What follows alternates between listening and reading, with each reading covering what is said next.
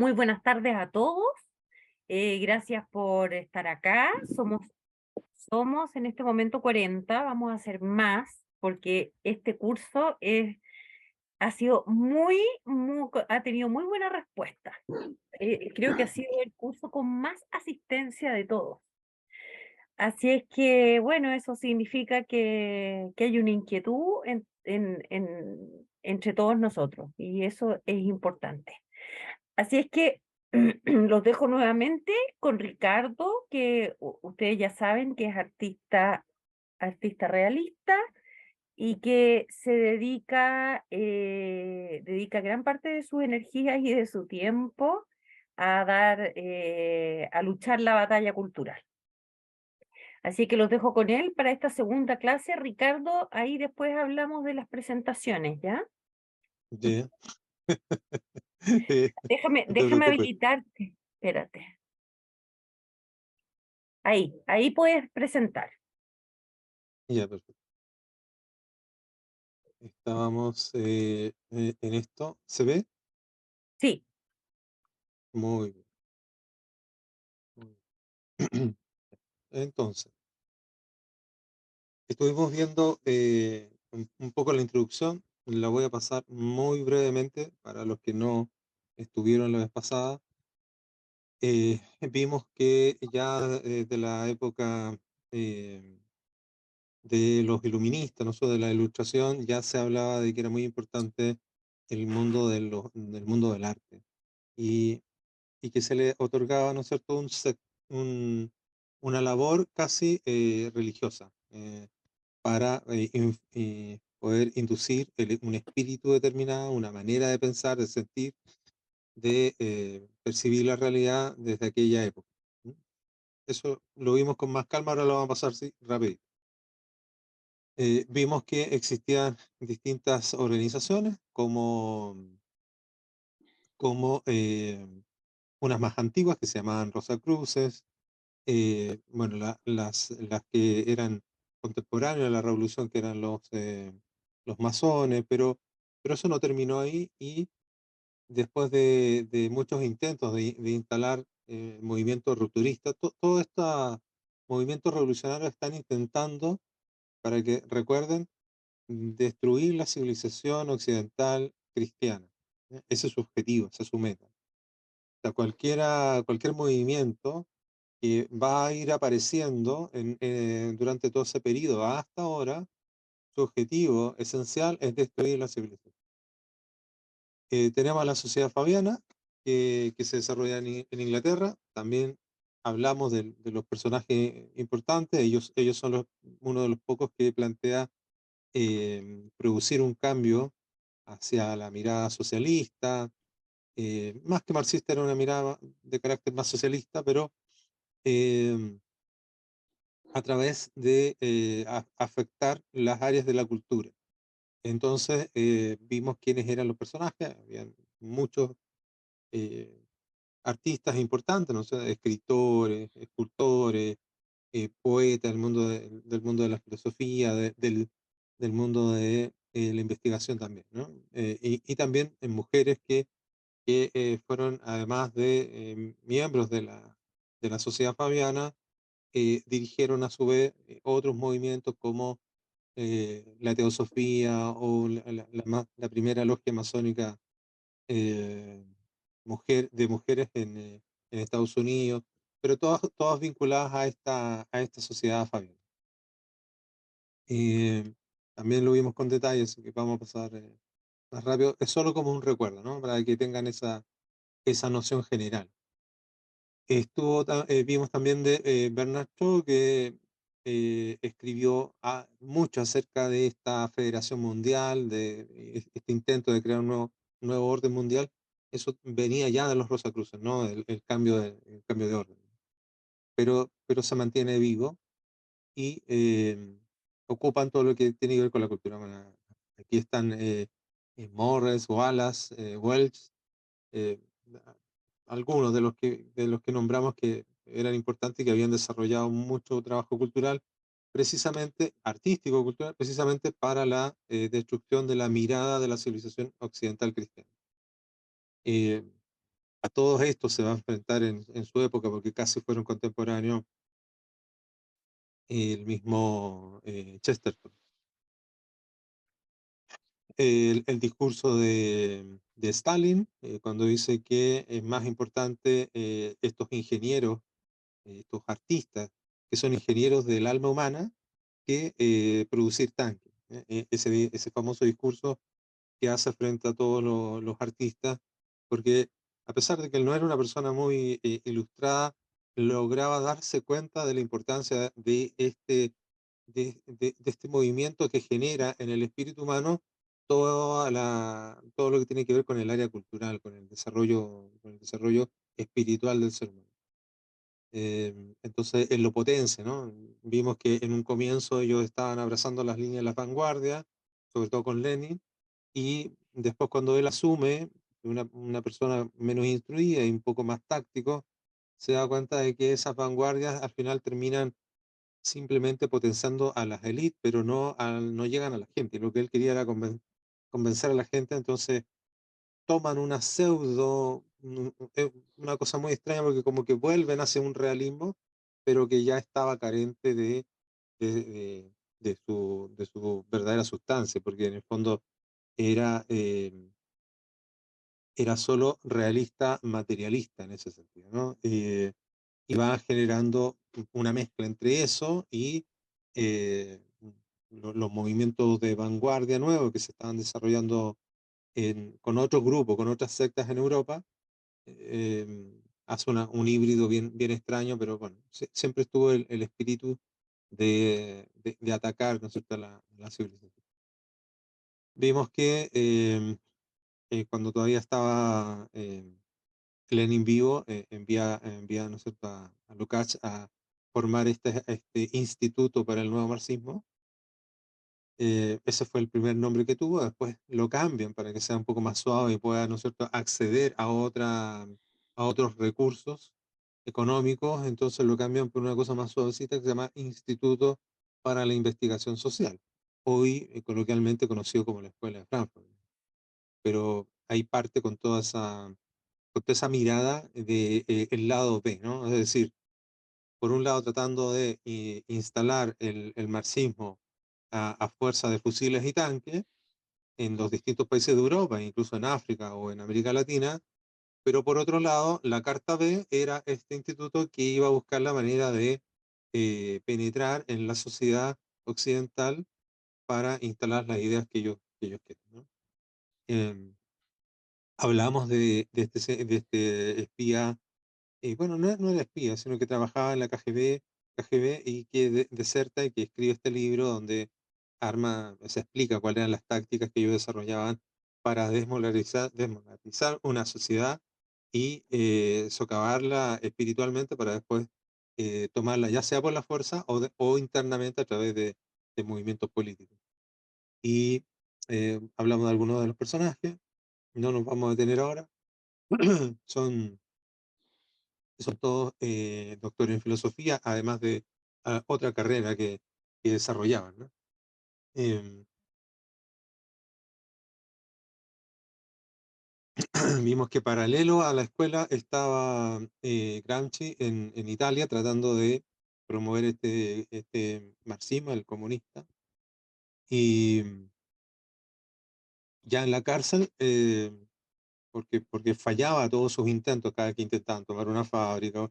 Al comienzo funcionaba, pero después se desinflaba, ¿no? Y perdía eh, la constancia que ellos estaban buscando. Entonces, ¿qué es lo que ocurre?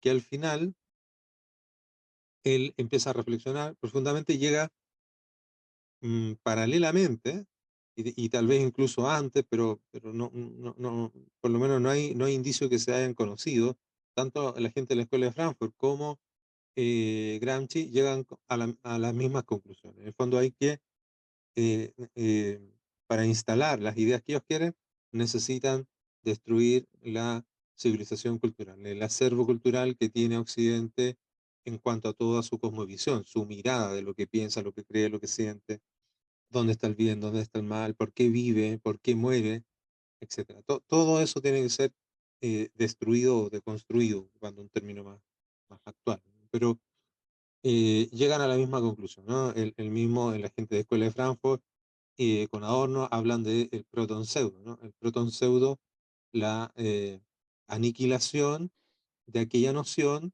que tiene la civilización occidental de que estamos hechos a imagen y semejanza.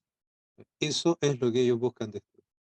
Eh, es muy, tiene muchos tintes de carácter religioso, todo lo que plantean. Bueno, lo mismo que hace Marx, ¿no es cierto?, que se apoya con estos teólogos para desarrollar su propio manifiesto. Es decir, desde el comienzo hay una, hay una carga a nivel espiritual.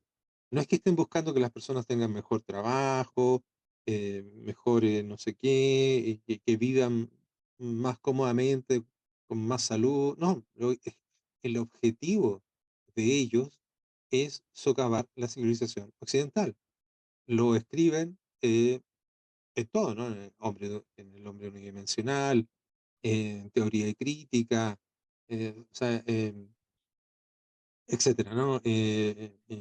Incluso ya hay trabajos relacionados con el tema sexual para los niños. eh, bueno, está lleno de eso, eh, porque en el fondo van hacia lo medular, ¿no? No es una cosa superficial, no es una cosa técnica, es una cosa esencial del ser humano. Eso fue lo que vimos. Bueno, vimos que el año 2006, en este congreso, en el 23º congreso que hace el Partido Comunista, donde ellos elaboran esta lista, donde estaba cambiar la constitución. Eh, Ustedes se imaginarán por qué querían cambiarla. No es por hacer el bien, obviamente, era porque la constitución los frena para los intereses que ellos buscan. Y esto lo plantearon en el año 2006. Después, bueno, y otras cosas más que vimos que ellos desarrollaron. El fin del lucro, que aparece como una estrategia de ellos.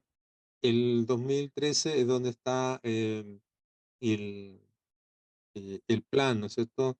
Las columnas vertebrales, la estrategia del plan de gobierno de Bachelet y ella que siempre decía, ¿no? Que no era, que no era comunista, eh, ella toma esas tres en realidad las tomas todas, pero toma ahí como afiche los tres principales puntos que había elaborado el Partido Comunista el año 2006. Y ella aquí es candidata en el año 2013. Entonces tiene cambiar la constitución, reforma tributaria, para que vean que es una estrategia que se ha mantenido, ¿no? Bueno, como ella no lo logró, nos lanzaron la insurrección el 18 de octubre.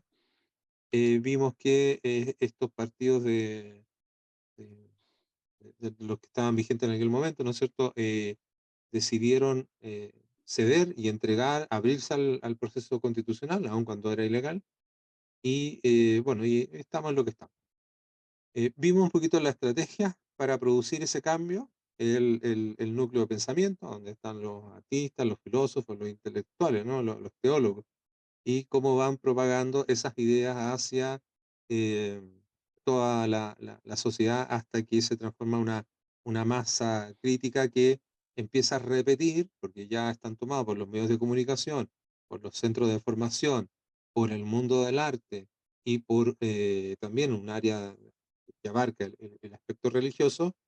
Entonces la sociedad, la señora Juanita empieza a repetir cosas que en un primer instante le parecen hasta antinaturales. Eh, bueno, explicamos cómo era el proceso, cómo se llega hasta arriba, hasta que se transforma en ley y se formaliza.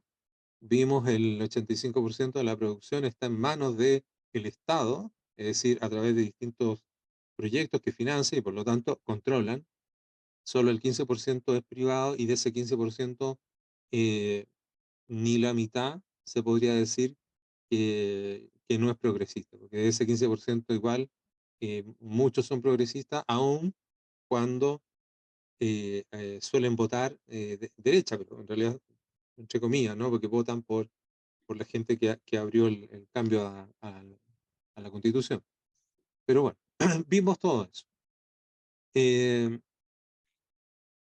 Hablamos de la cultura. dijimos que habían distintas formas de definir cultura y que si nosotros tratamos de hacer una defensa, entre comillas, de lo que es una batalla cultural, pero nos apoyamos en los mismos principios filosóficos sobre los cuales se apoya el enemigo, o sea, quien nos quiere destruir, eh, no podemos hacer una efectiva batalla, porque vamos a estar simplemente apoyándonos en lo que se entiende como la doxa, el mundo de la opinión, ¿no?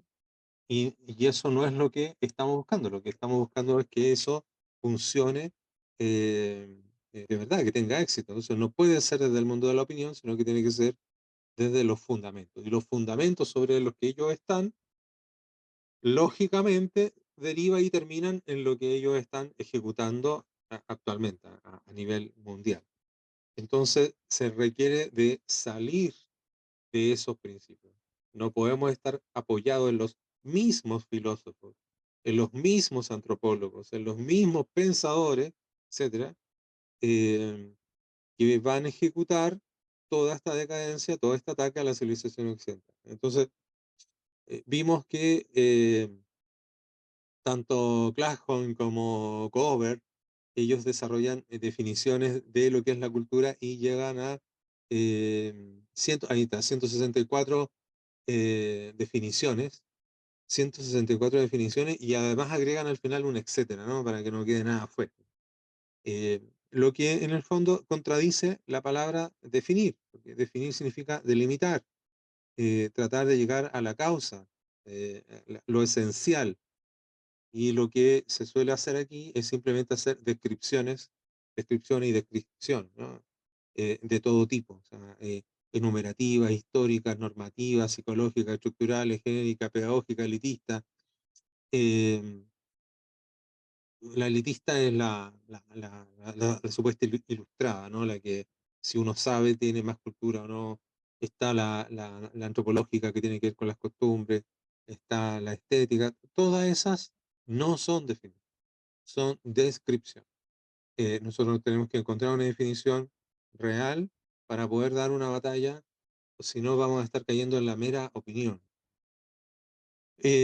La UNESCO tiene esa definición, que también la analizamos, vimos que dejaba un amplio espacio para que a través de esa definición entre cualquier cosa, ¿no? Ahí puede entrar cualquier cosa. Es la cultura de la pedofilia, la cultura de la pederastia, la cultura de el canibalismo, o sea, cualquier cosa dentro de esta definición que hace la UNESCO en el 48, con la cabeza de Julian Huxley, que es este masón, porque él lo dijo abiertamente, era reconocido, que era ateo y pertenecía a la organización Eugenesia de Galton. Y bueno, hablamos harto de él, ¿no? Y de todo lo que desarrollaba y que en el fondo él decía que no había nada permanente en la ética, por lo tanto la moral es una especie de invento que hace el ser humano, no existe un bien real, no existe una verdad real, etcétera, sino que la que ellos desde su cabeza van a ir construyendo, van a ir inventando. Entonces ahí está todo lo que, lo que va a impulsar desde esa secretaría que es la UNESCO, ¿no? Que está precisamente encargada de el cuidado, la protección y el desarrollo de lo que es la cultura como ellos la definieron, a su antojo.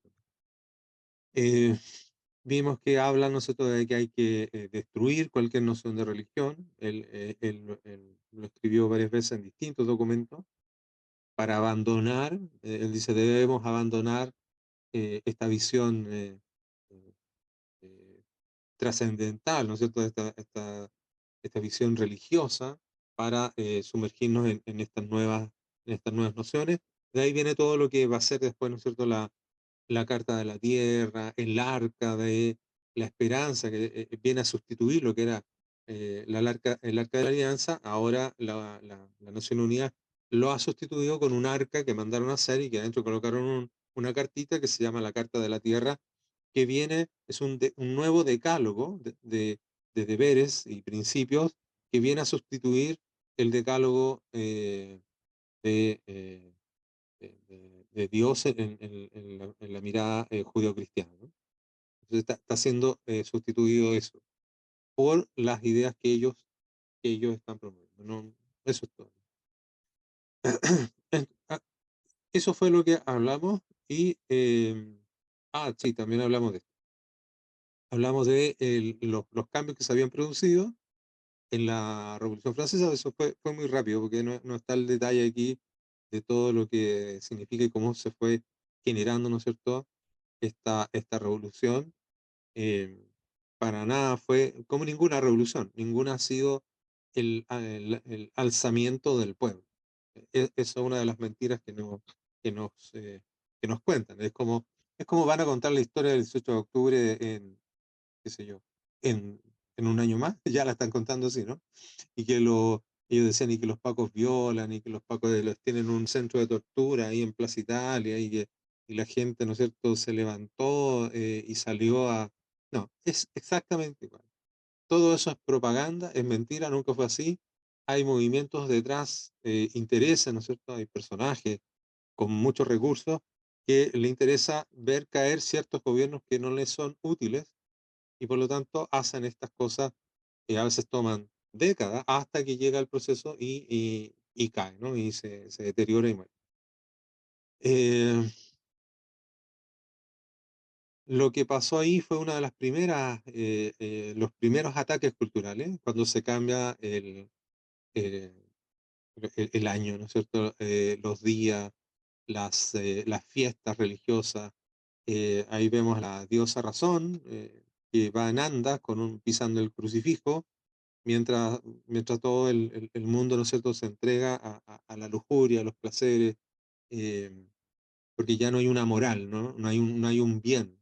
Hemos destruido aquello que nos mostraba el camino. O sea, es muy similar a lo que pasa con el famoso becerro, ¿no? Este becerro de oro, cuando Moisés va al monte a buscar y empieza a recibir lo que son el primer decálogo, y esta gente se queda sin nada. Bueno, ellos lo hicieron a propósito. Ellos destruyen todo, se quedan sin nada y arman esta fiesta.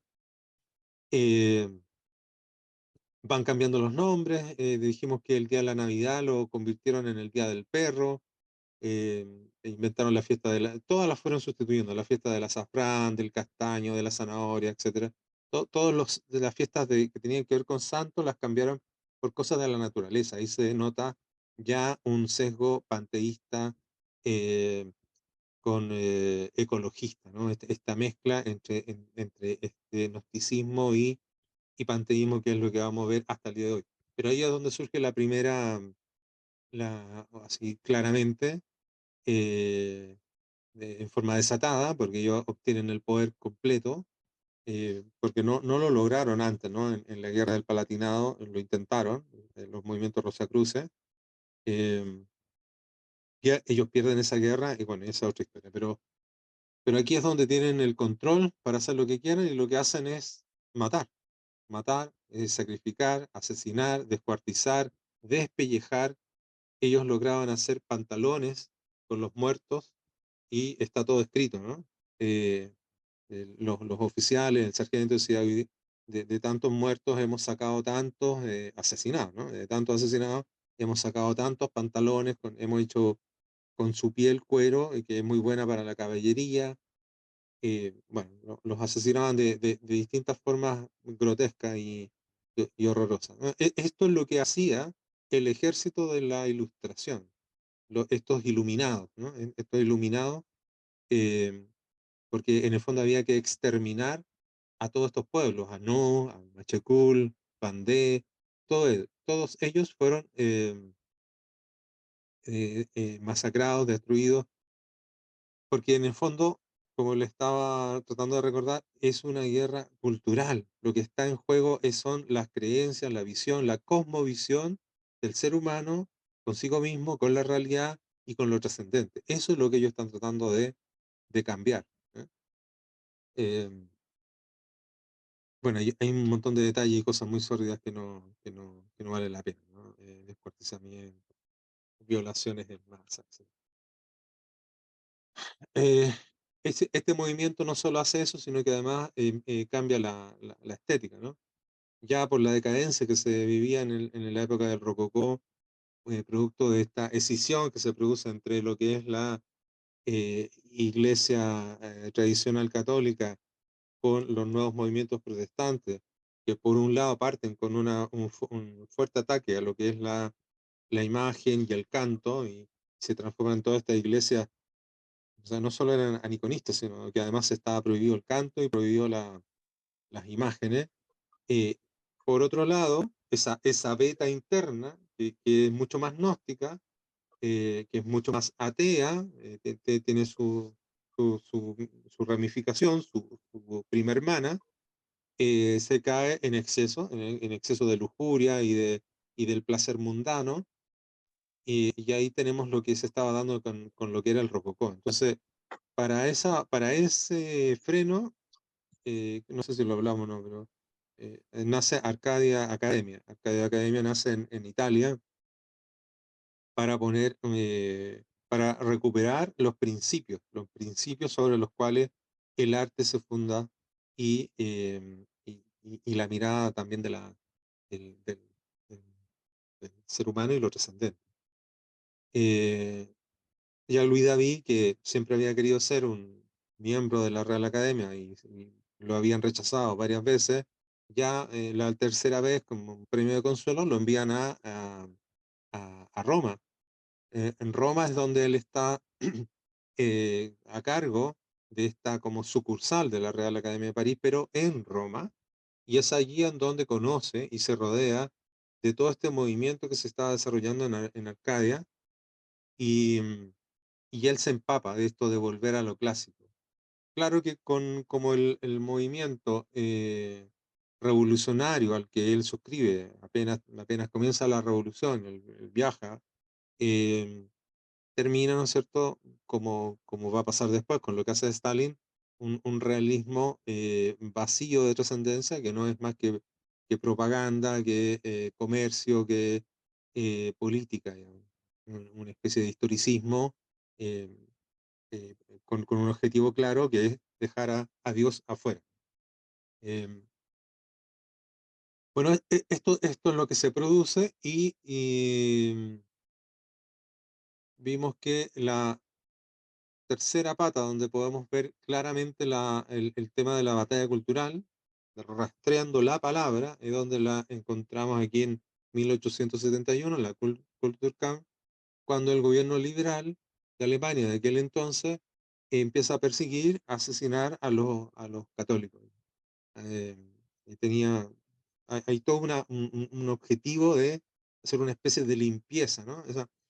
Mucho se habla de la limpieza, ¿no es cierto?, de Hitler con los judíos y católicos, que nunca se menciona, pero eso ya había ocurrido antes, ¿no? Había ocurrido en 1871 eh, con este gobierno liberal que empezó a perseguir a los católicos. Ahí aparece la palabra Kulturkampf, que significaba batalla cultural.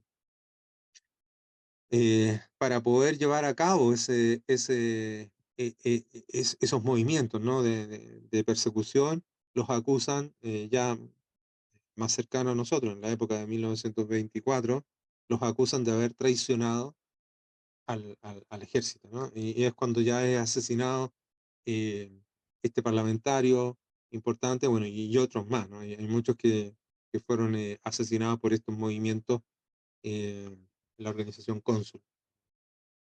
Pero ahí volvemos a ver el concepto de batalla cultural un poquito más clara y un poco más cerca de nuestra, de nuestro tiempo.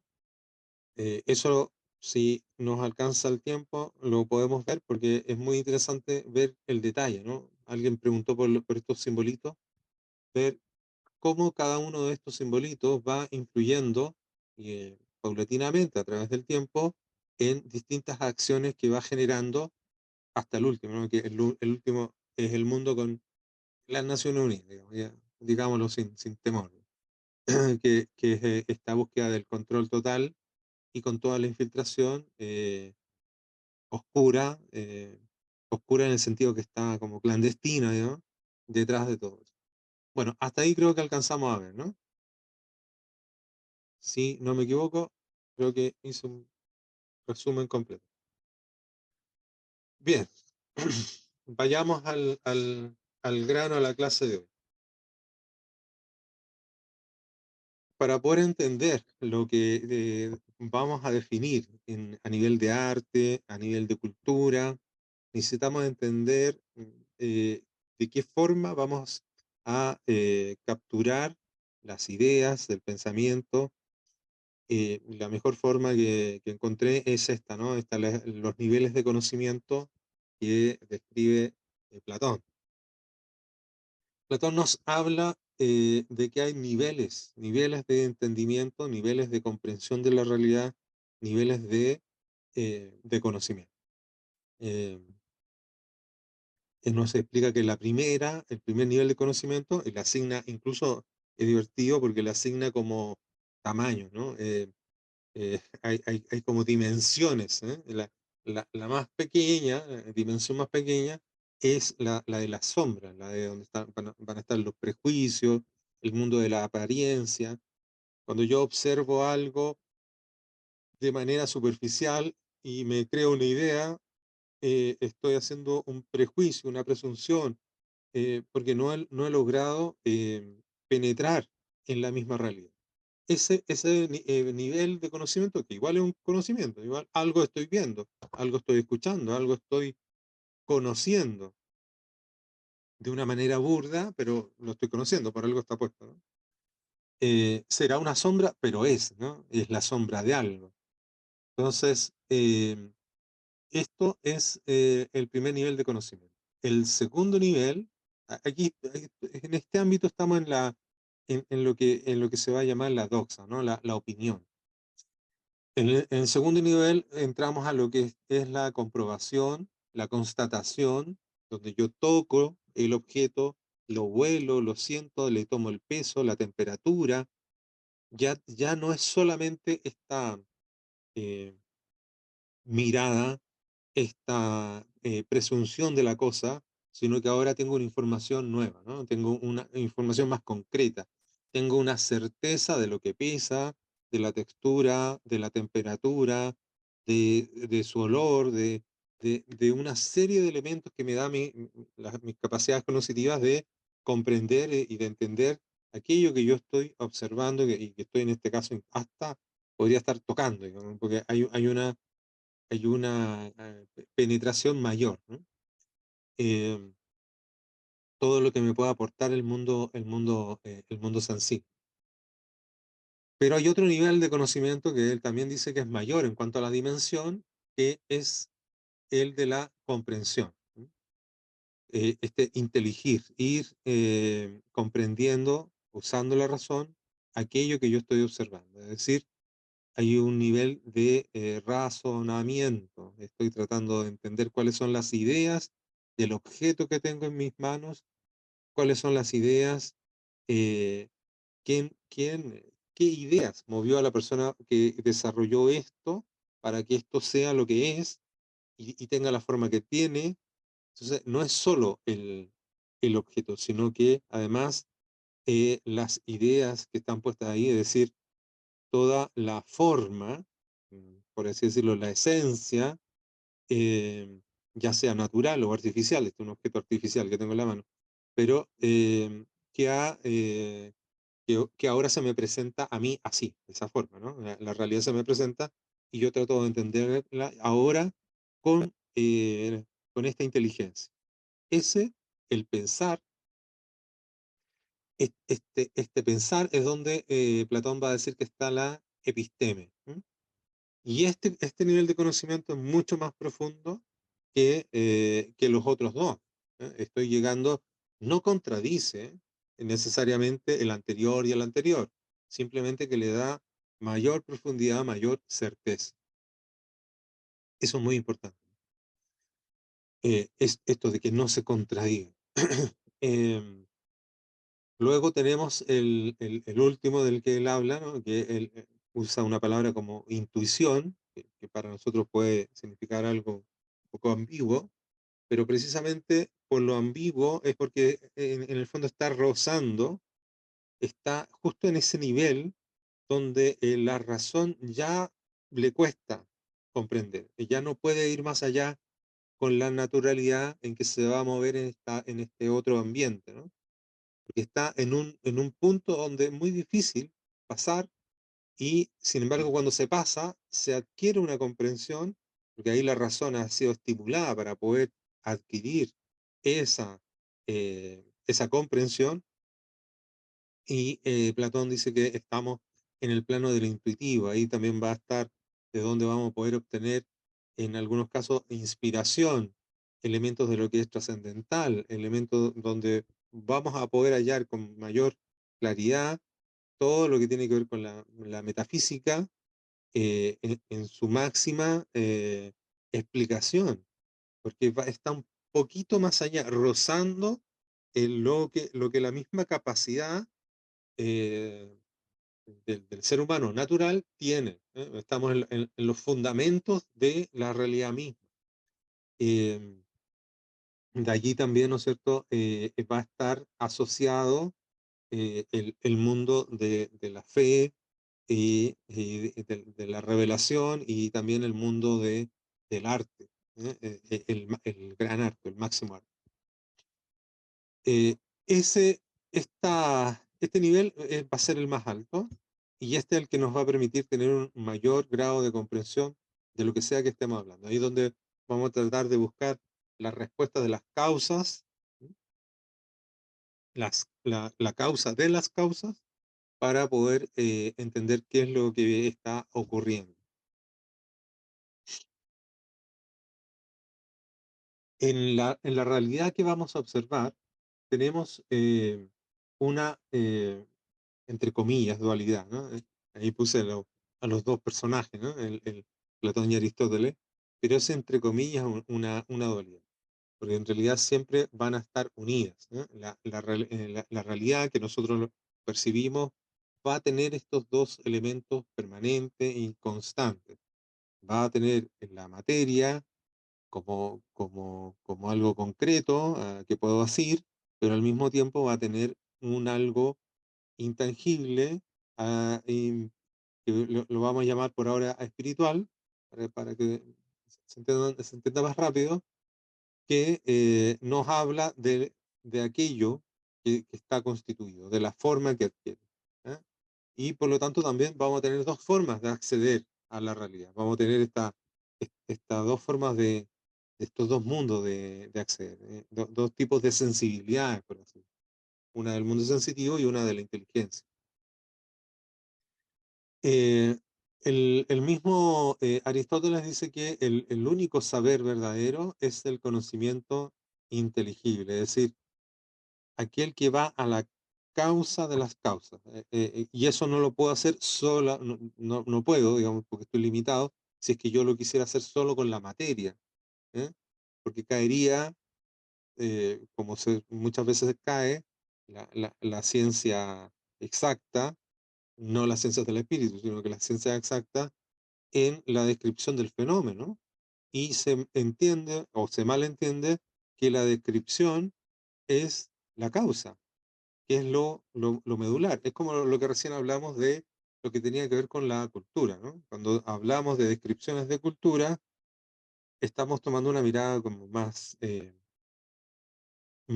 ese mundo de la ciencia, pero no estamos llegando a la causa. Entonces, ¿qué es lo que dice Platón? Que el único saber verdadero es el conocimiento inteligible. Em, Porque de eso que es muy pequeño, también podemos llegar a lo general. ¿Eh? Es decir, conociendo y aprendiendo, vamos a hablar un poquito de eso también, aprendiendo, es decir, capturando la verdad de aquello, voy a poder tener una comprensión mayor a nivel general. Es decir, tomando lo particular, voy a poder llegar al universo. Tenemos que la realidad es integral.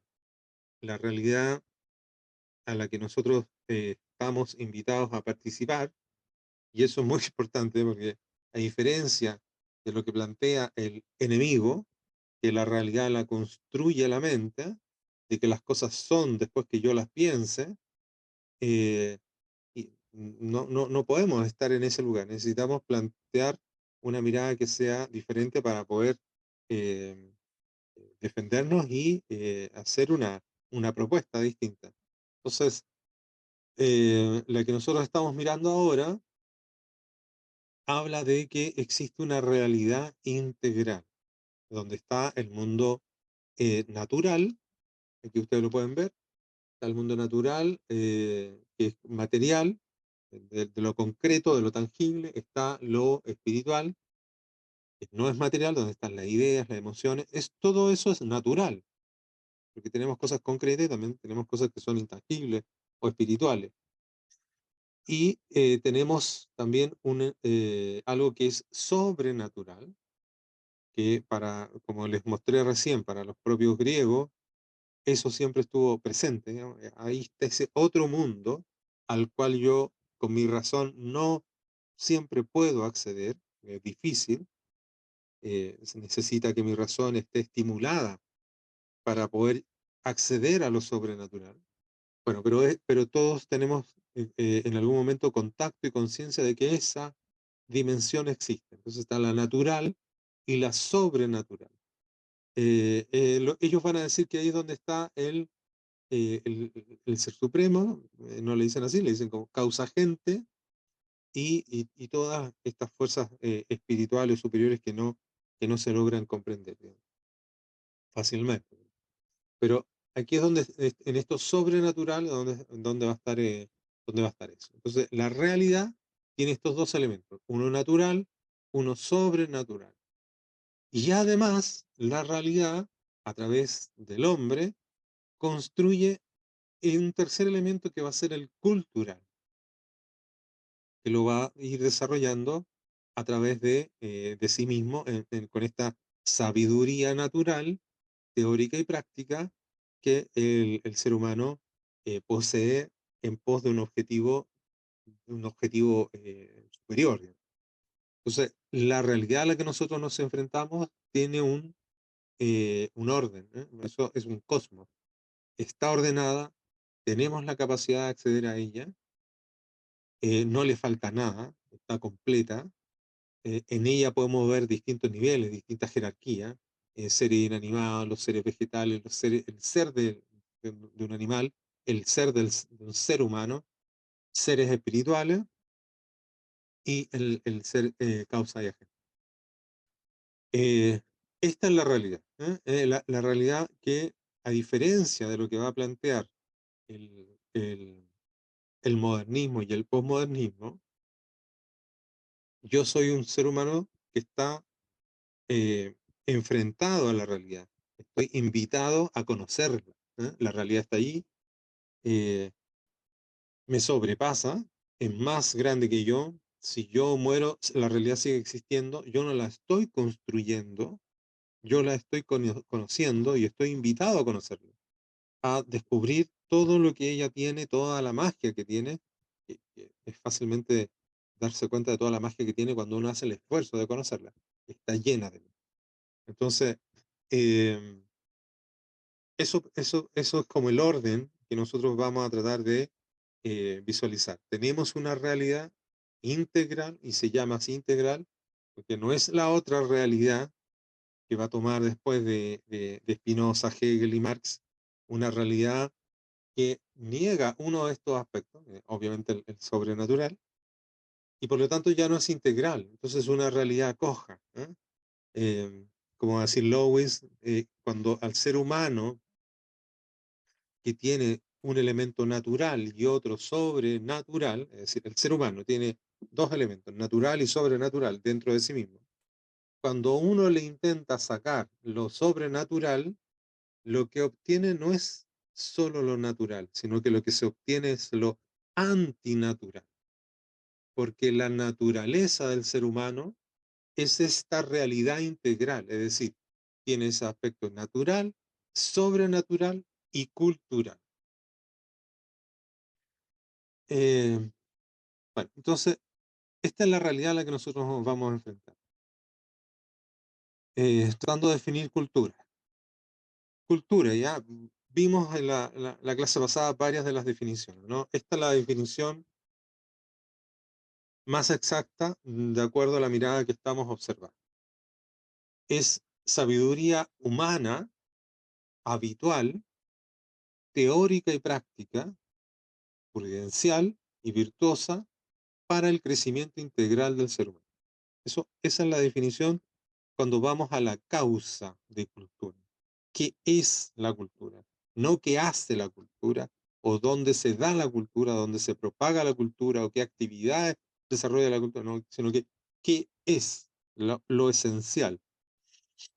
Cultura es la sabiduría humana habitual, teórica y práctica, prudencial y virtuosa para el crecimiento integral del ser humano. ¿Qué es lo que persigue? ¿Qué es lo que busca eso que construye el ser humano? Acercarse al bien supremo, al bien común, al bien obrar, al bien. ¿Por qué hace eso y por qué construye cultura el ser humano? Porque está en su naturaleza. No es un invento, ¿no?, de la ideología de turno, sino que está en su naturaleza obrar sabiamente, en forma habitual, teórico y práctico, prudencial y virtuoso, para su crecimiento integral, ¿no?, para cada vez estar eh, mejor como ser humano internamente y externamente, es decir, integral. Y todo lo que hace en pos de esa búsqueda, todo lo que desarrolla, todo lo que ejecuta en pos de ese quehacer que vamos a definir como cultura, es para llegar a ese bien mayor, a ese bien supremo, ¿eh?, a ese bien común. Entonces, eso es cultura. Entremos un poquito en el detalle de cultura, definiendo un poquito lo que es cultura. Cuando hablamos de que se necesita esta dimensión trascendente, es porque en la naturaleza del ser humano está abierto hacia lo trascendente. Lo podemos ver en todas las culturas antiguas, en todas las civilizaciones antiguas. Siempre han tenido esa búsqueda hacia lo trascendente. Incluso ahora, incluso en aquellos que están tratando de destruir la civilización occidental, tienen que llenar ese vacío con algo, ¿no? Y meten estas ideas de New Age o de cosas orientalistas, que les son serviles, son funcionales para lo que ellos están tratando de desarrollar, porque son relativistas o son panteístas, pero ellos necesitan llenar ese vacío. ¿Por qué lo necesitan llenar? Bueno, porque está en la naturaleza humana el buscar esa dimensión de lo trascendente. Entonces, como está esa necesidad, ellos lo llenan con, con, eh, con las estrategias que ellos buscan. Pero vayamos por orden. ¿Qué hablamos por qué en la palabra usamos sabiduría? ¿Eh? Porque sabiduría tiene que ver con la búsqueda de las últimas causas. ¿Eh? A eso se refiere sabiduría. La última causa. Y esta última causa no es solo una causa natural a la que podemos acceder de un esfuerzo natural, pero después de un esfuerzo podemos llegar a ella, sino que también hay una causa sobrenatural que intuimos. ¿Eh? Y ahí la palabra de Platón viene muy bien, ¿no? Intuimos que hay algo ahí y que intentamos también llegar a esa causa. Y a medida que vamos conociendo cuáles son las causas, empezamos a obrar en forma sabia. ¿No? El plano, ¿no es cierto?, que va a desarrollar toda esa dimensión, esa búsqueda, esa dimensión de encontrar las últimas causas, va a ser el plano de la filosofía y el plano de la teología, ¿no?, donde están las dos. Siempre acompañadas del arte, porque el arte, como también ya lo había visto Platón, bordea ese mundo del mundo de lo intuitivo, ¿no? No necesariamente creando el contenido, pero sí expresándolo, ¿no? Entonces van a estar ligadas ahí. La, mm, Cuando hablamos de sabiduría humana, ¿eh? ¿Por qué decimos humana? porque hay una esencia integral, es decir, el ser humano tiene esa búsqueda de lo natural y lo sobrenatural y que lo hace precisamente humano. Como ya dijimos, cuando le sacan lo sobrenatural, no nos quedamos con lo natural, sino que nos quedamos con lo antinatural. Y la última palabra, que era habitual, porque no es un producto accidental, no es una cosa del momento, una moda que ha sido instalado por algún grupo o por alguna idea. No, sino habitual porque le es propio, le es permanente, siempre está ahí. Siempre cada vez que mira, cada vez que analiza, cada vez que oye, cada vez que interactúa con la realidad, naturalmente va desarrollando teorías, va tratando de hacer un trabajo especulativo, tratando de entender y va buscando soluciones para que aquello con lo que se enfrenta se manifieste para su entorno y para él mismo cada vez mejor. Es decir, es habitual.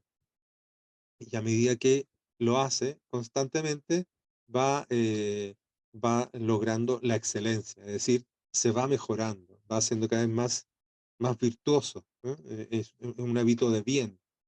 Entonces, en este hábito de bien, eh, es este sentido cuando usamos esa palabra de habitual, ¿no? Entonces, ahí queda un poquito la explicación de la definición de cultura, ¿no? ¿Se puede hacer una Que lo que pregunta? está, ¿Se puede hacer una pregunta sobre el tema? dejémosla para el final, porque si Es no, no nos que, vamos a es que, atrasar. es que ¿sabes qué pasa? Que tendría que ser en este punto, porque coyunturalmente tiene que ser en este punto.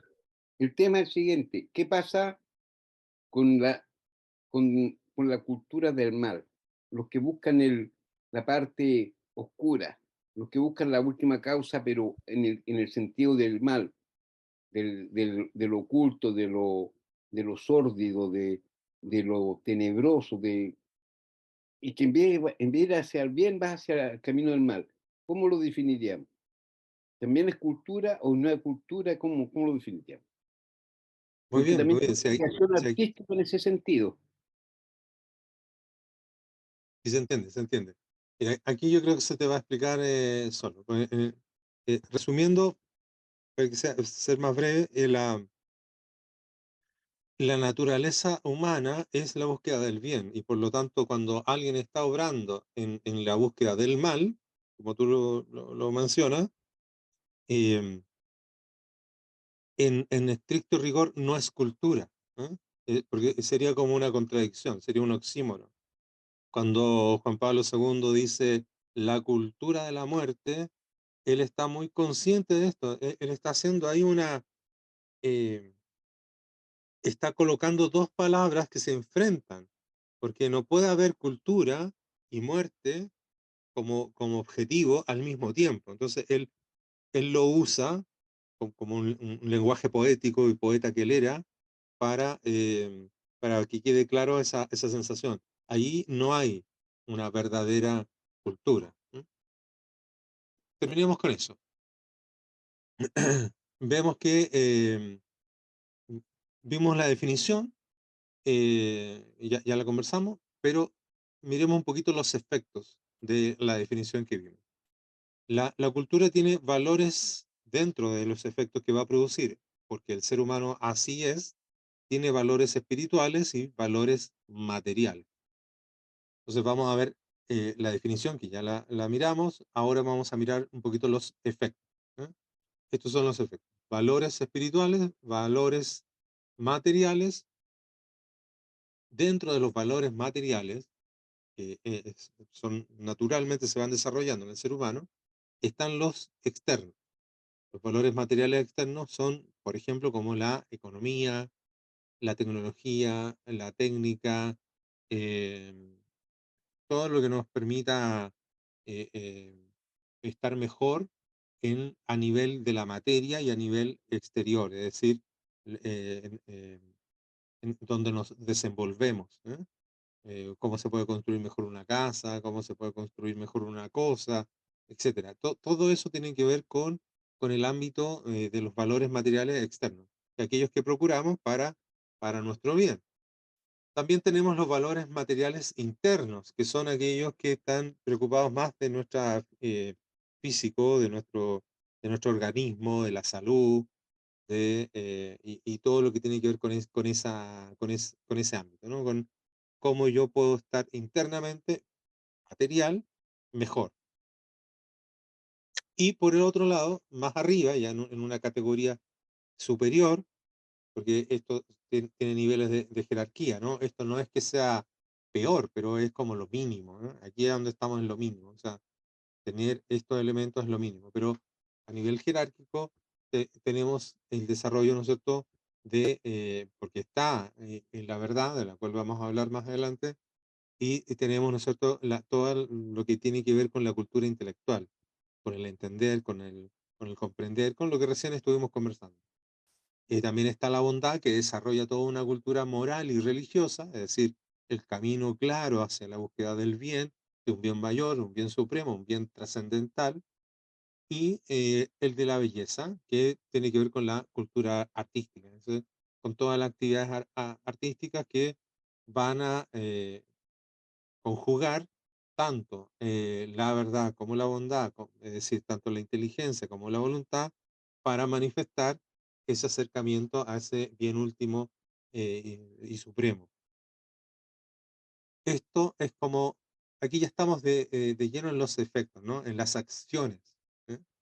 ¿Eh? Podríamos entrar en detalle qué significa cada una de esas y dar muchos ejemplos, pero serían los efectos, ¿no? Que es de lo que más se habla, cuando se habla de una cultura, qué es lo que hace, qué cosas hizo, eh, que las pirámides, que no sé, actividades, ¿no? Que se van desarrollando, pero son los efectos, pero obedecen a valores espirituales y valores materiales, y obedecen a la causa, ¿no? Entonces, la causa, que es la definición, produce estos efectos, que son las descripciones de las cosas, para una finalidad que es este bien común y este bien último y supremo. Ya, entonces aquí, en esta área, cuando vimos que está lo material, donde está la medicina, la alimentación, aquí también es donde encontramos la política, ¿no? En esta jerarquía. Eh, en estos valores materiales está el mundo también de ese rango de preocupación. Más arriba donde está la medicina, eh, la alimentación, etc. Y acá arriba, esto es lo que va a encerrar, eh, y esa es la gracia, digamos, de acá está el cuadrado porque es lo material, y acá está el círculo porque es lo espiritual. Aquí es donde esto enmarca lo que van a ser las ciencias del espíritu, donde va a estar todo lo que tiene que ver con el mundo artístico, religioso y filosófico, intelectual. Bien, yo creo que hasta ahí, para cerrar con el tema de la cultura busca el bien supremo. Si no está buscando el bien supremo, el bien común, el bien supremo, entonces no es cultura. O podríamos simplemente, para entendernos en un lenguaje coloquial, hablar de una cultura de la muerte o una cultura del mal. Eh, también se entiende, ¿no? Se entiende a lo que nos estamos refiriendo. Pero si queremos ser más rigurosos, cultura es aquello que nos lleva hacia el bien. Eh, no existe eso de la cultura del criminal, ¿no? La cultura del narcotráfico o la cultura... No, no, pues eso no es cultura. Bajo la dimensión de las Naciones Unidas y de Julian Huxley, claro, eso sí sería cultura, pero es la definición que ellos están usando. Entonces yo lo estoy invitando a que no usemos el rayado de cancha que usa el enemigo, sino que pongamos los nuestros que nos van a hacer bien, que nos van a permitir defendernos del ataque que ellos durante siglos han intentado realizar. Vamos a meternos un poquito en esto. Into the layer. Esto es leer dentro. ¿Mm? ya nos estamos acercando a lo que tiene que ver de lleno con el arte. Pasamos una mirada eh, social histórica, pasamos un acercamiento a lo que es cultura, vamos a meternos ahora un poco al mundo de la percepción. Y esto ya esto ya está muy relacionado con lo que es y lo que va a ser el arte cuando estemos mirando lo que es el arte. Eh, Primero existen los entes. Eh, los entes son las cosas. Em, ya, también se le dice red, pero todo lo que yo veo, para que no complicarlo, es algo que existe. Nosotros decimos que la realidad es, no que la realidad la inventa. No estamos como Descartes diciendo que las cosas son después que las pienso. No, primero tengo que existir para poder pensar. Y, y a medida que yo conozco la realidad, voy aprendiendo de ella, aprendo algo, capturo algo que forma parte de mí. Entonces, la realidad existe, yo la quiero conocer, la voy conociendo y voy capturando. Esto es súper importante porque hoy día el enemigo siempre está diciendo lo opuesto, es decir, está diciendo que la realidad la construye el lenguaje, que la realidad la construye la mente, que cada quien puede meterse en su cabeza la realidad que quiera y sumergirse en una cosa de computación y morirse ahí, o simplemente eh, que la realidad, cualquiera sea la forma que uno logre percibir, no existe. Ellos también están con esa intención. En rigor, les molesta, les duele la realidad, porque la realidad les demuestra que están mal. Entonces ellos necesitan negarla de la forma que sea. Pero vamos aquí al proceso. Hablamos a nivel de conocimiento. ¿Se acuerda cuando hablamos del conocimiento sensible, del conocimiento intelectual? Cuando recién pasamos a lo de Platón. Bueno, acá visualicen o imagínense ustedes mismos mirando algo. Por ejemplo, van a mirar, qué sé yo, un perro, un gato. Voy a mirar a un gato. Entonces, en este cuadradito de color rojo inglés desteñido, eh, estoy mirando y mis sentidos, con mi percepción, supongamos que estoy sano, ¿no? Que no estoy mal, tengo una vista buena, interesante porque uno ocupa esas palabras siempre, ¿no? Y que puedo ver, y que puedo percibir, y que voy a tratar de acercarme a la realidad a través de la facultad humana, no a través del órgano, porque el órgano en este caso sería el ojo, pero la facultad humana es mucho más potente, mucho más fuerte que el órgano. Tiene que ver con algo del ser. Entonces, con mi facultad voy a percibir, estoy en el conocimiento sensible, voy a mirar a ese gato. El conocimiento intelectual empieza a funcionar porque estoy desarrollando un proceso, o estoy haciendo raciocinio, estoy mirando lo que estoy ahí, lo que tengo al frente, que es un gato, y puedo capturar fácilmente, digamos, después de ese análisis, elaborar una idea, que eso se hace casi en forma automática, ¿no? A un niño que nunca ha visto un árbol, lo ve por primera vez y ya nunca más se le va a olvidar lo que es un árbol. Y no necesita saber los millones de nombres de distintos de árboles que existen. Cada vez que vea uno, va a tener la certeza de que es un árbol. Tendría que ser muy raro como para que tendiera a desconocerlo, ¿no? Pero uno logra capturar la realidad a través de los sentidos, de esta percepción, tomo lo que es la esencia de ella, mi mente la va a retener, va a abstraer esa esencia, y esa esencia es como si yo tomara un molde.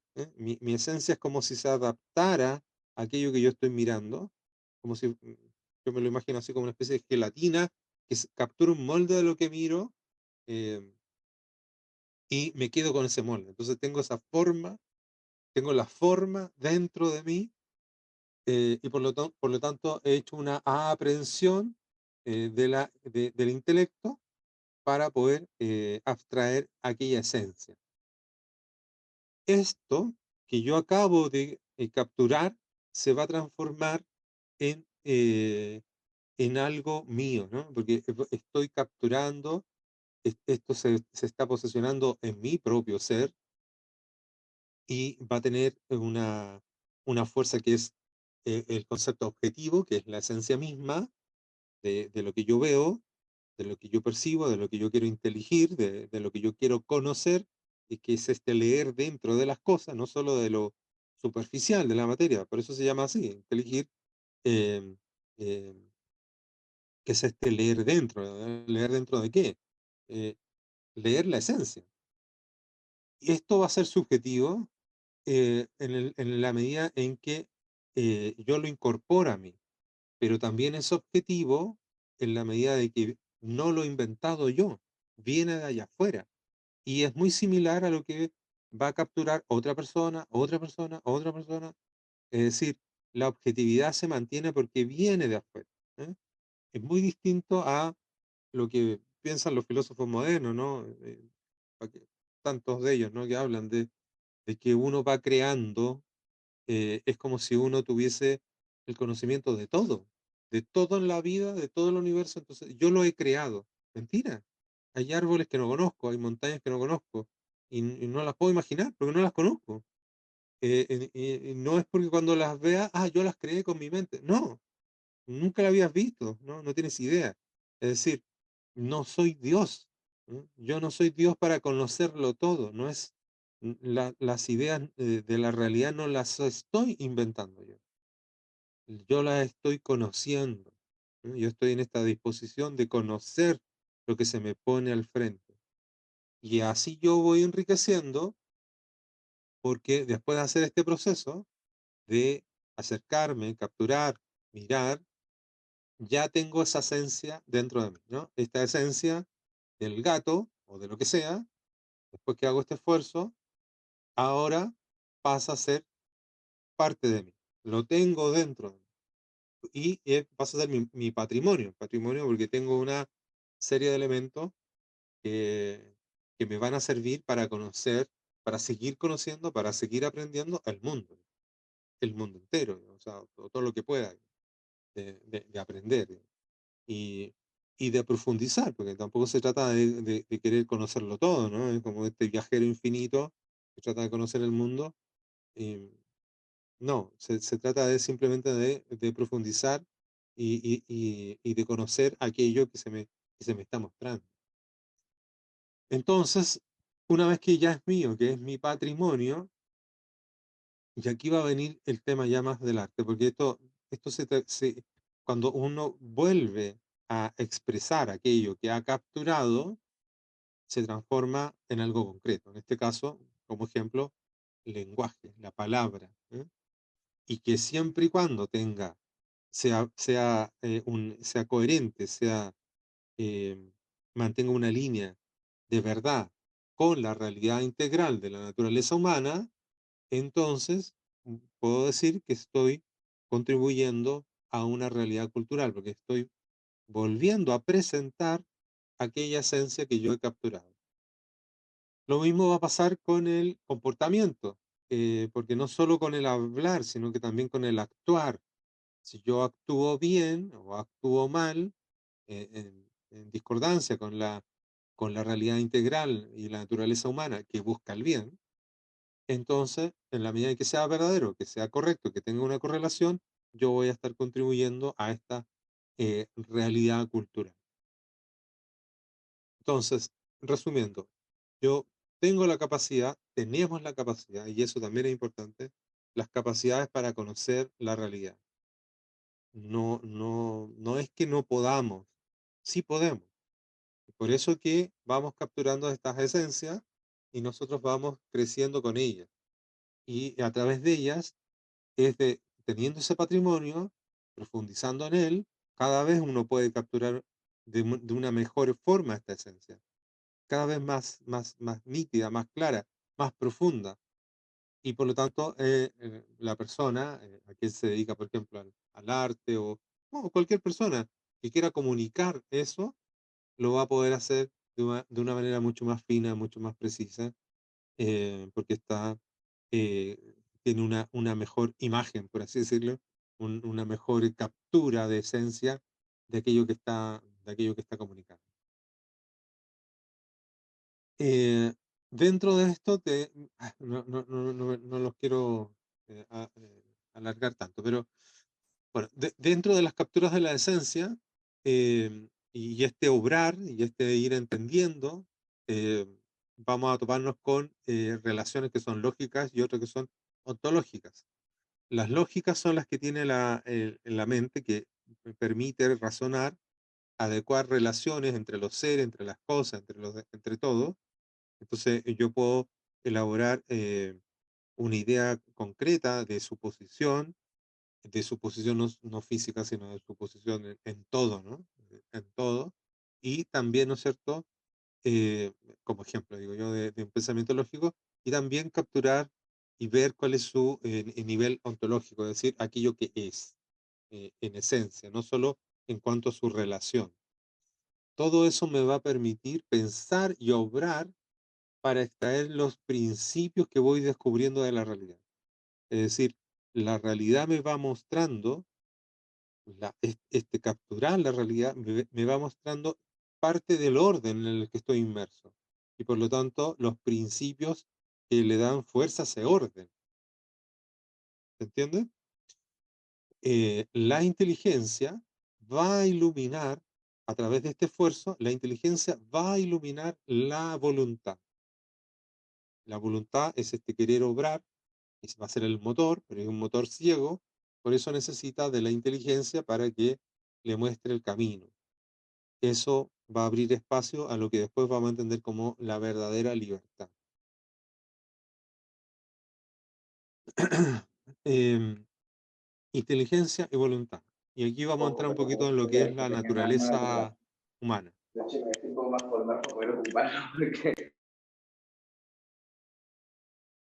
La naturaleza humana. El ser humano tiene estas dos dimensiones, la espiritual y la material, la física, la corpórea. Muy bien desarrollada por Vitruvio, que aquí vemos una ilustración, un dibujo de Leonardo da Vinci, pero que en teoría es de Vitruvio, ¿no? Este arquitecto del año cero, que Augusto le pidió que desarrollara un tratado de arquitectura.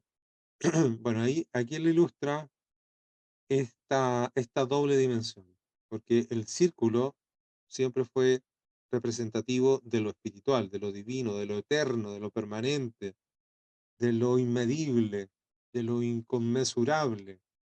Y el cuadrado es la materia, ¿no?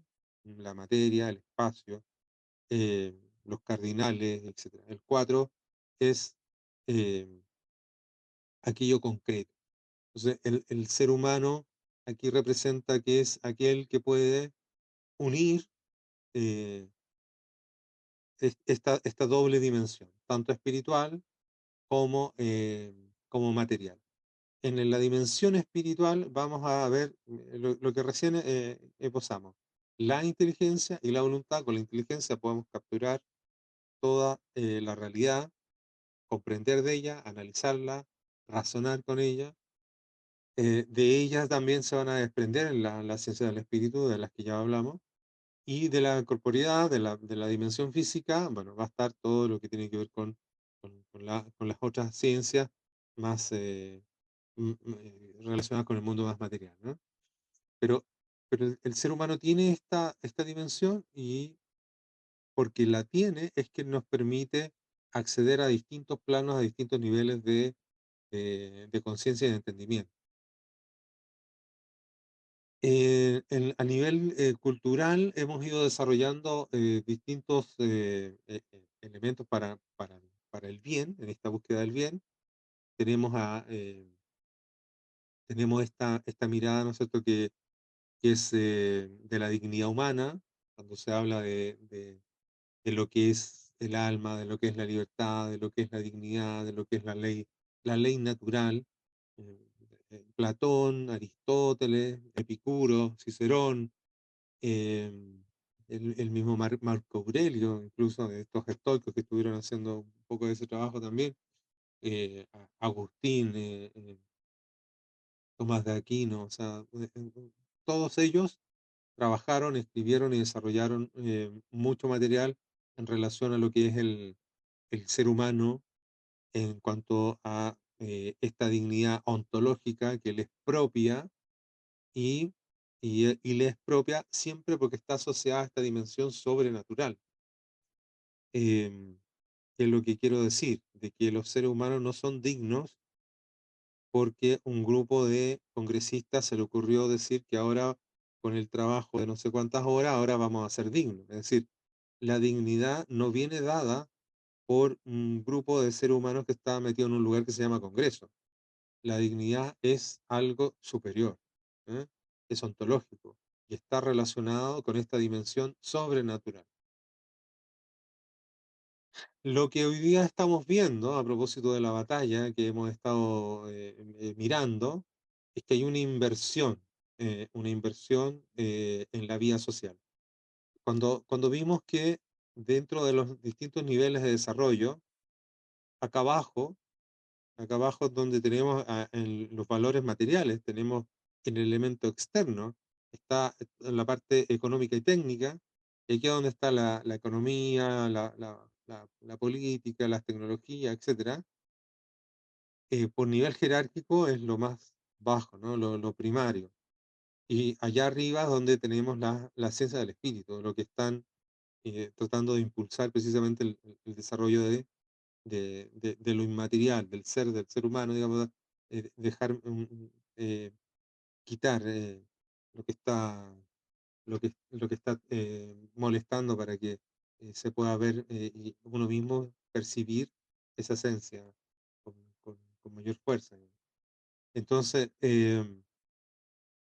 lo que vemos acá es una especie de inversión, donde todo lo que tiene que ver con la dimensión técnica, este quehacer, es decir, bueno, ¿y usted en qué va a trabajar, niñito? Mire, niñito, haga esto porque esto le va a dar más plata. Ah, pero es que a mí me encanta, no sé qué, la poesía, yo quiero llenar de vida el alma humana. No, no, no, eso no da nada, no, no da plata. Estudia alguna ingeniería, alguna cuestión, ¿no? O sea, lo vemos constantemente, lo vemos comúnmente, de que hay una inversión en nuestros valores. Es decir, la dimensión técnica ha sido colocada arriba cuando toda la dimensión espiritual del ser humano ha sido colocada en un ámbito que es muy ordinario, pero de la entretención, ¿no? Esa palabra tan terrible, del mundo del espectáculo y de la entretención. Em, Porque ya no está cumpliendo la función que debiera cumplir, ¿no? Ese mundo. Entonces, tenemos una Sí. inversión antropológica y lo que queremos nosotros es tratar de visualizar esto claramente para hacer el esfuerzo de llevarlo a su lugar. Para poder hablar del arte vamos a tener que meternos un poquito en los trascendentales. Veo que ya me pasé de la hora. Eh, Vamos a ver si alcanzamos a hacerlo un poco más rápido. Me voy a saltar lo del ser ontológico y lógico. eh, bueno, pero tal vez va a ser necesario porque no van a entender la explicación. A ver, todos los entes, todos los seres están completos, son lo que son, no les falta nada y uno puede describir, hacer una descripción de ellos usando categorías, niveles de categoría. eh, si es alto, si es chico, si es grande, si es... hay categorías especiales que nos van a permitir ser precisos, no caer en una superficialidad. em, y así se nos manifiesta los entes que estamos tratando de observar la realidad y están así. Para resumir, ¿cuál es la diferencia con los trascendentales? Los trascendentales son un modo un modo diferente de poder entender y obviamente de explicar los entes. Cuando encontramos una cualidad, un algo que no es particular de un solo ente, ni tampoco es particular de una categoría, sino que está en todas las categorías que nos permiten entrar en lo que es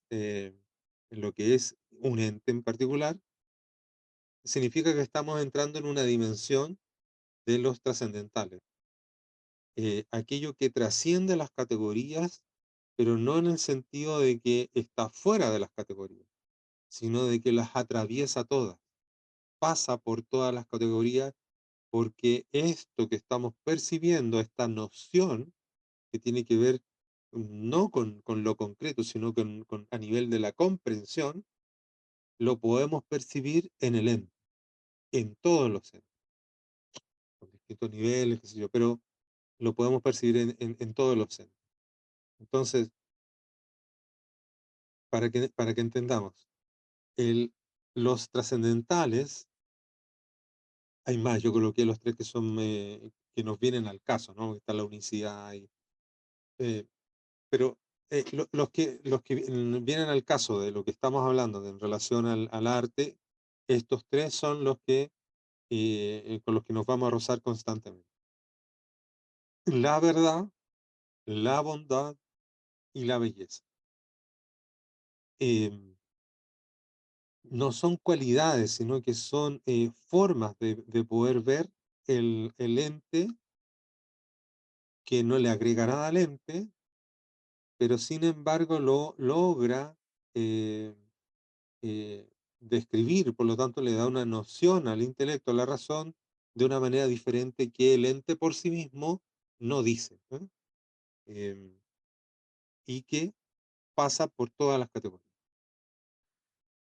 De ese nivel de comprensión de lo que es la naturaleza, nos topamos con esto que son las claves, ¿no?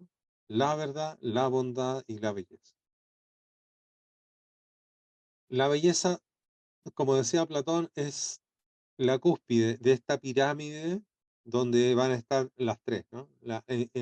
Es una pirámide del ente, de una forma de poder comprender y explicar lo que es son los entes, lo que es el ser, porque por un lado va a tener belleza, bondad y verdad, pero se juntan porque en el fondo son convertuntur, eso significa que son convertibles. Yo puedo pasar de sujeto a predicado a sujeto fácilmente y no hay error, no hay un error técnico, estoy diciendo lo mismo, ¿no?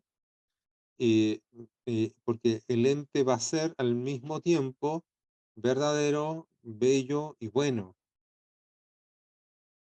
Em, bueno, si queda una duda ahí me preguntan, pero que quiero por lo menos llegar hasta la parte del arte. Entonces, ya, aquí estamos. A ver, ¿por qué era importante hablar de todo esto? ¿Eh? Porque de lo contrario no podíamos entender esta simple definición. Esta simple definición no la podíamos entender porque íbamos a quedar con una noción errónea. Entonces, el arte del que nosotros vamos a hablar, del que nosotros vamos a defender, del que nosotros podemos hacer una verdadera batalla cultural y no simplemente mantenernos en el mundo de la opinión, ¿no? Cuando alguien dice, mira, estos tipos hicieron esta porquería, bueno, pero eso es una opinión, entonces caemos en la doxa, ¿eh? Y incluso a ellos les conviene que uno se mantenga en ese nivel. En cambio acá lo que vamos a hacer es dar una definición que está fundamentada en toda esta filosofía, en toda esta mirada. Esta filosofía se llama realista, entre comillas, o aristotélica tomista también, eh, que es la siguiente. Arte es la vía de creación sabia de obras bellas, verdaderas y buenas, sin utilidad práctica, que persiguen la belleza universal. Ahí puse un paréntesis que, por si alguien no lo entendía antes, ¿no? Aquella que resplandece ilumina el alma. Pero ya sabemos que estamos hablando de un trascendental, no estamos hablando de un gusto, ni de una apariencia, ni de una impresión, ni de una sensación estética, ¿eh? Que es una cosa a la que nos han sumergido. Estamos hablando de algo que es más profundo. Entonces, repito, arte es, o mejor dicho, el verdadero arte, que no es una invención mía, esta es la definición que ya se venía trabajando y es la que, creo yo, nos va a permitir salir del embrollo en el que estamos. La vía de creación, eso es arte, es una vía, es un camino, ¿no? Es una vocación. La vía de creación sabia de obras bellas, verdaderas y buenas, sin utilidad práctica, que persiguen la belleza universal. Comunica los sentidos superiores, vista y oído, solo a eso, ¿ah? Vista y oído, de forma clara y objetiva a aspectos esenciales de la realidad multidimensional o integral, con la finalidad axiológica, persiguiendo o predisponiendo al espectador a una conexión con lo trascendente. Por eso que es axiológico, porque conduce al bien, ¿m? O invita al bien. Eso es arte. Arte que viene de aretes, de tecné, aretes de excelencia, ¿no? De lo perfecto. Eh, También tiempo atrás eh, se había podido definir como recta ratio factibilium, eh, que es simple, pero al mismo tiempo es más difícil de explicar. Yo he hecho como una traducción de esta explicación, y creo que en el sentido contemporáneo en el que vivimos queda un poco más clara lo que significa y lo que debiera ser el verdadero arte, ¿no? Entonces es esta vía de creación sabia de obras bellas, verdaderas y buenas, sin utilidad práctica, que persigue la belleza universal, aquello que es trascendente. Dentro de este ámbito de la belleza, de esta belleza trascendental, eh, que, que no solo nos vamos a quedar en lo trascendental, sino que también nos vamos a ir a lo predicamental, porque todo ente es bello, pero nosotros también queremos ensalzar aquello en particular, sobre todo aquellos que le interesa el arte. Entonces, tiene elementos que son trascendentales, pero también tiene otros elementos que, bueno, después los podemos ver, no les quiero dar la lata con eso. Pero como algo simple, tenemos la proporción, la claridad y la integridad, ¿no? Eh, la belleza trascendental contiene esto, a lo menos, ¿eh? La proporción, la claridad y la integridad. Eh, no es lo mismo que la belleza ontológica, no es lo mismo que la belleza trascendental, son diferentes, ¿no? Pero estamos tratando de acercarnos a lo que es el mundo del arte. Voy a cerrar con esto, porque ya nos pasamos muchísimo. Em, una definición de Baltasar que dice: la belleza, última palabra a la que puede llegar el intelecto reflexivo.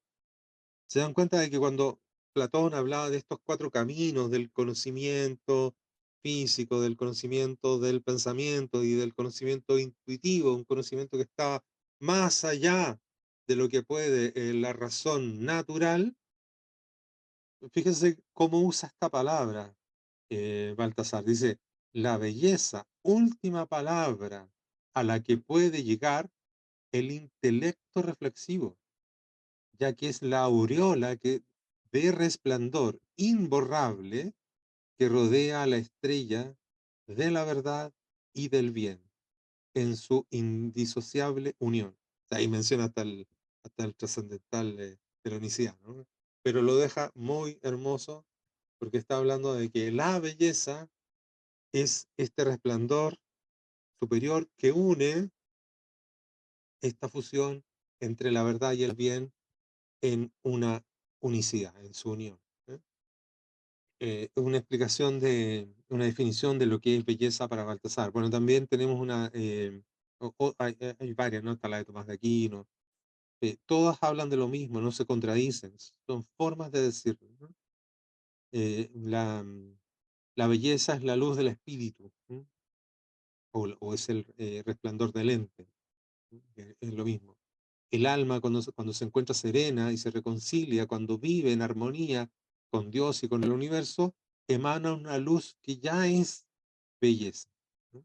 La otra forma de decir lo mismo, pero ahí estamos en el plano ya de lo que va a ser belleza y va a ser el objeto del arte y del verdadero arte, es decir, tocar, rozar, profundizar, expresar y comunicar lo que es realmente bello. Porque esa belleza, cuando la persona, el espectador, la captura con su esencia, eso se vuelve su patrimonio y por lo tanto eso que ha capturado, que está ahí en contacto con lo supremo, con lo superior, le hace bien al ser humano. No hablamos de Pitágoras, pero recuerden que Pitágoras, que inventó la música, bueno, la estructura musical, y trabajó mucho con eso, con la armonía. Ya, ¿no es cierto?, en aquella época él viajaba de ciudad en ciudad sanando a las personas enfermas y cómo las sanaba, tocando música, porque él decía que la enfermedad del alma es un desorden del cosmos interno que cada ser humano debiera tener. Cuando ese desorden se produce, si uno es expuesto, y ahí viene la palabra mímesis, que es importante y que también ha sido mal tomada y mal trabajada por el enemigo, por mímesis, mi ser se conecta a aquello que es armónico, bello, bueno y verdadero, y comienza un proceso de sanación. No es arte terapia, ¿eh? No es eso, no es lo que hacía Seúl tratando de, no me acuerdo cómo se llama el rey, ¿no es cierto?, que sufría de demonios en la noche y no es arte terapia, es arte, a secas, es arte. El arte es capaz de elevar al ser humano, sanar y conectarlo con algo superior y con algo trascendente. Eh, lo voy a dejar hasta acá porque ya me pasé media hora y supongo que vamos a tener, no sé, unos 15 minutos de preguntas. Muchas gracias, Ricardo, por esta clase tan interesante. Una vez más, Eh, déjame buscar aquí en el chat. Había algunas preguntas. Una pregunta es que si podrías dar un ejemplo de integridad de lo que es la integridad en el arte. Claro, la integridad, a ver, desde la cosa más simple, por ejemplo, cuando una taza está rota, no está íntegra. Mi capacidad de inteligir se da cuenta de cuando una cosa es completa, cuando está armada completa y no le falta nada. Mi intelecto logra penetrar y darse cuenta de que sí, está completa, ¿no? Aunque no haya visto ninguna taza y nadie conozca mi taza, cuando ustedes la ven se dan cuenta que está íntegra, está completa, no le falta nada. En el caso del arte hay más parámetros, hay más elementos que están en juego para que la obra se sienta, se perciba completa. Tiene que tener unidad, proporción, elementos contenido, que le dan una cierta relación y que la hace que sea completa. Si yo veo o percibo que le falta algo y siento que está extraña, bueno, le falta ahí integridad. ¿Alguien quiere hacer? No hay más preguntas acá en el chat. Hay comentarios. Agradecimientos también para ti, Ricardo. Y ahí, María, prende tu micrófono y hola. Sí, Hola, buenas noches. Hola, Ricardo, soy la profeteria, aunque estoy camuflada con mi nombre real. Una jugada que me hizo la cuenta de Zoom. Mira, te quiero poner el siguiente escenario. Pongámonos en el arte religioso. Supongo que tú recuerdas la Navidad del año 2021 que se exhibió un pesebre en la Plaza de San Pedro, donde los personajes, ¿no es cierto?, parecían extraterrestres o demonios, por decirlo así. Fue terrible. Sí. Yo quisiera, o sea, te quiero comentar que hay en la Iglesia Católica una corriente que está repudiando todo este arte deconstruido, digamos, en la parte religiosa, y tratando de volver a la parte tradicional. Tú en una ocasión mencionaste al Instituto Alberto Arcanao, del cual tengo hartas referencias y contactos bastante cercanos. Quiero preguntarte si acaso, ¿cuál es tu opinión respecto a eso? ¿Tú crees que la iglesia, el arte religioso, digamos, la Iglesia Católica viene de vuelta de un intento de deconstrucción? ¿O crees que todavía no se produce ese movimiento de vuelta a lo tradicional y a lo bello, a lo bueno, a lo verdadero? Yo creo que estamos recién empezando. A ver, la vuelta a la mirada realista eh, no, es un movimiento que ha surgido, no, de hecho siempre se ha mantenido vivo, pero hoy día ha estado con más fuerza a medida que vemos cosas más horrorosas, más grotescas, a todo nivel, ¿no? A nivel de leyes, de constituciones extrañas, a medida que vemos distintas cosas así, surge más la inquietud de replantearse y poder dar una batalla, una buena batalla, una noble batalla contra todo eso. Y, y lo que falta es profundizar precisamente en la mirada, porque hay muchos artistas que dicen, no, yo estoy en contra de eso, pero resulta que terminan haciendo el mismo reggaetón o el mismo, ¿te fijas? La misma música que está sin armonía o sin melodía o incluso atonal, que fue la primera fase, y eso es falta de conocimiento, fue la primera fase con que el mundo progresista empezó a atacar el arte. El arte fue atacado desde su forma, es decir, la estructura del arte, lo que contiene el arte, cómo está armado el arte, armonía, melodía, ritmo en el caso de la música, forma, valor y color en el caso de la pintura, y así, etcétera, ¿no? Con la arquitectura, con todo. Entonces, fue destruido desde su forma y después, o además, después podemos ir mirando el contenido, es decir, eh, la destrucción de los valores, de esta búsqueda del bien, de esta búsqueda de lo trascendente, de lo que es el ser humano, su sitial, ¿no es cierto?, en el orden natural. Todo eso que tiene que ver con el contenido fue después. Entonces, el mundo conservador, que no sabe bien qué está conservando, pero dice, trata de quedarse quieto, trata como de detener el avance del progresismo, aferrándose a las mismas malas ideas que el progresismo instaló tiempo atrás. Entonces, es como, yo soy conservador porque yo estoy tratando de mantener lo malo que se hizo hace poco atrás, ¿no? Y no quiero que agreguen más cosas malas adelante. Pero ese conservador no está planteando una defensa de verdad, está aferrado al mal anterior que el progresismo ya instaló. Entonces, para poder hacer una buena defensa hay que ir a la fuente primaria, y no a la fuente primaria en el sentido de que queremos adorar las cenizas del pasado. Lo que queremos es capturar el fuego del pasado para hacerlo alumbrar hoy y poder pasar esta posta para el futuro, para que el fuego siga alumbrando y construyendo nuevos conocimientos, nueva vida. ¿Se entiende? No se trata de quedarnos pegados en el pasado, simplemente es retomar este hilo de Aramne, esta hebra que nos puede nuevamente sacarnos de esta oscuridad en la que estamos sumergidos, que nos sumergieron, porque esto no es casual, no es una evolución, no es un devenir. Bueno, no alcanzamos a hablar de todo la decisión que ha producido el arte hasta ahora, el arte contemporáneo, en relación a lo que era el verdadero arte.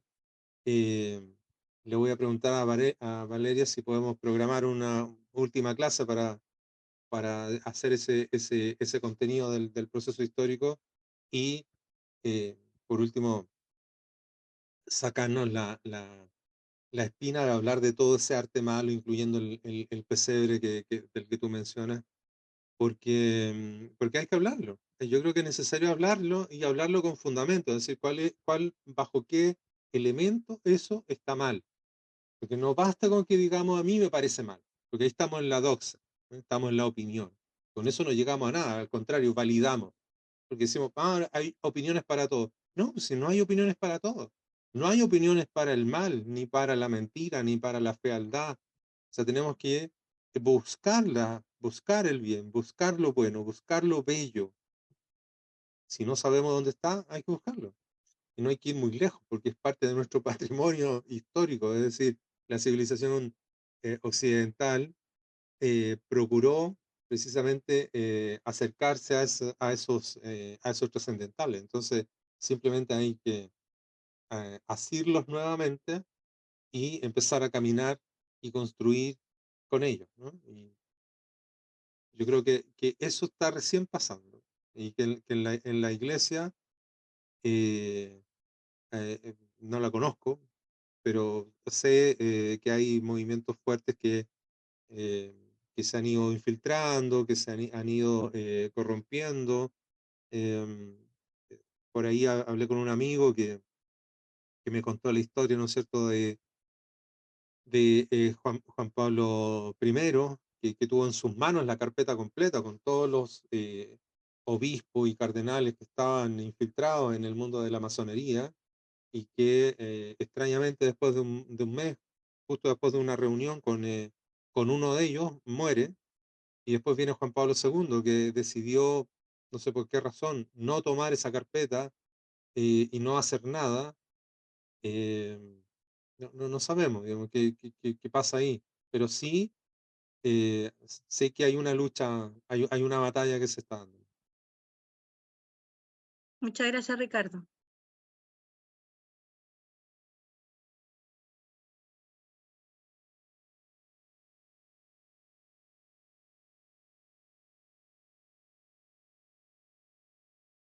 Gracias, Elena, por avisarme. Gracias, Ricardo. Yo estaba diciendo que tomo el guante para ver si podemos poner otra clase y cerrar este ciclo con este recorrido histórico al que le faltó una pata, ¿no? Sí. Es justo y Por ahora necesario. por ahora yo tengo que cortar esta clase, aunque me quedaría mucho rato. Bien, Pero la vamos a parar y hay muchas personas aquí mandándote las gracias y felicitándote porque nunca han sido defraudados con tus clases. Así es que muchas gracias, Ricardo. A ver si nos vemos de nuevo entonces para una última patita de estos temas. De todas Y maneras, de sí, todas y maneras, lo felicito esta audiencia que están tan interesados y los vemos la próxima semana, el próximo miércoles. listo. ¿Ah? Súper. Así que ahí nos juntamos de nuevo. Un abrazo y gracias Un a abrazo. todos. Chao, chao. Muchas gracias, buenas noches.